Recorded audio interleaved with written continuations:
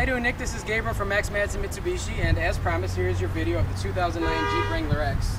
The first thing I want to do, since you're going to be driving quite a ways, I want to note the condition of the vehicle and the tread depth on the tires as well. If you take a look here, the tires are fairly new.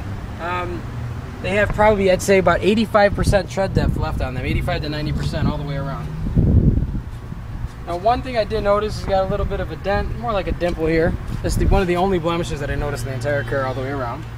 Take a look here at the tread depth on the rear tires on the driver's side, also at about 85-90%. Got a great spare on here. Top is in excellent condition. Rear tires also right about 85-90%. And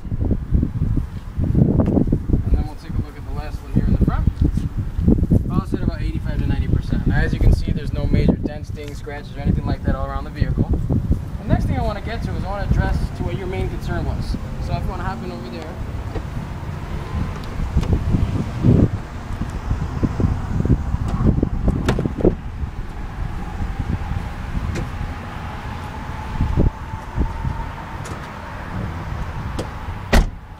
So as you can see in here,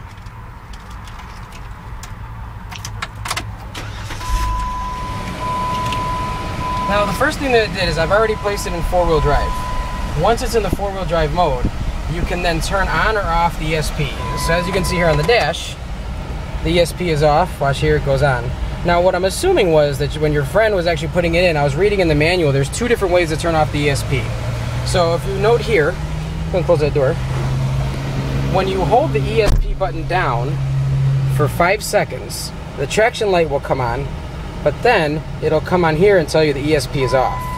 Now that is the mode that it has to be placed in order to ensure that the traction control stays off while you're in four-wheel drive. So the answer to your question is yes, the ESP can be turned off while the vehicle is in four-wheel drive. And note right now we're in 4i, which was the gear that you said that you most often would be driving in. So if you take a look around, rest of the condition of the interior of the vehicle briefly. You can see here that you've got your leather interior. Excellent condition. Also in the rear you have the two different positions you can have the seat in. You could, right now it's in the rear position, you could also move it up as well. So I hope we can do some business. I hope this meets your criteria. Just give me a call, 630-898-6000, ask for Gabriel. Thank you.